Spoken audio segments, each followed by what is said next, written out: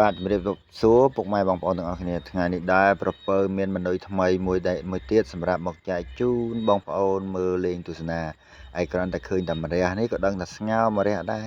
ហ្នឹងហើយតែស្ងោរម្រះរបស់ប្រពើនេះគឺប្រកាសជាមានរសជាតិឆ្ងាញ់ម្រះផុយហើយសាច់ក៏មានជារសឆ្ងាញ់ដែរបងប្អូនហើយបើសិនជាបងប្អូនទស្សនាវីដេអូរបស់ប្រពើហើយសូមបងប្អូនមានការចាប់អារម្មណ៍សូមកុំភ្លេចជួយ like page នឹងចុច follow នឹងជួយចុច subscribe ដើម្បីទទួលបាននៅវីដេអូថ្មីៗដែលប្រពើអាប់ដេតនៅម្ហូបថ្មីជូនសម្រាប់បងប្អូនទស្សនាកម្សាន្តហ្នឹងហើយឯថ្ងៃនេះដែរប្រពើក៏មាន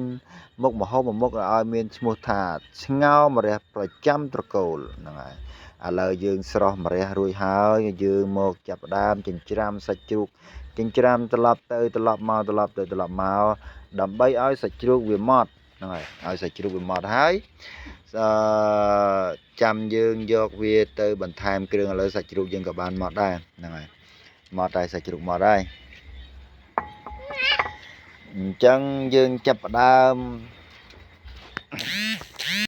ហ្នឹងហើយឥឡូវសាច់ជ្រូកយើងក៏បានចិញ្ច្រាំម៉ត់ដែរបងប្អូនហ្នឹងឥឡូវយើងដាក់នៅក្នុងចានមួយប្រហើយឃើញថាកន្លែងធ្វើម្ហូបរបស់ប្រពើនេះរឿងអញ្ញែតិចបងប្អូនឥឡូវចាប់ផ្ដើមលាយគ្រឿងហើយបងប្អូនគ្រាន់តែឃើញដាក់ហ្នឹងក៏តំណងដែរមើលមុខចុងភៅនេះហ្នឹងហើយដំបងដាក់ប្រេងខ្យងប្រហែលជា1ស្លាបព្រាបាយស្ករស1ស្លាបព្រានិងម្សៅស៊ុបអំបិលមីហ្នឹងគឺ1កញ្ចប់ហ្នឹងហើយខ្ញុំប្រើអំបិលសហ្នឹង1ចុងស្លាបព្រាទីប៊ីចេងតាណាបាត់ហើយដល់បងប្អូនជួយយកឥឡូវនៅនេះឥឡូវឃើញប៊ីចេងហើយហ្នឹងហើយកាត់ប៊ីចេងមួយសិនអូមិនបាច់កាត់អាថ្មីយកអានៅសល់ហ្នឹងហើយអានៅសល់ហ្នឹងបានបន្តិចមកបងប្អូនហ្នឹងហើយឥឡូវមិនបាច់ទេយើងចុងភៅដៃឯងយើងចាក់ស្មានហ្នឹងហើយប៊ីចេងនេះខ្ញុំដាក់ប្រហែលជាខ្ទង់1ស្លាបព្រាបាយឥឡូវចាប់ផ្ដើមហាន់ស្លឹកខ្ទឹមហាន់ចូលច្បល់វាដើម្បីឲ្យបង្កើនឲ្យជារសព្រោះថាស្លឹកខ្ទឹមនេះគឺមានជាតិប្រូតេអ៊ីនហើយនិងមានសារធាតុបំប៉នជួយ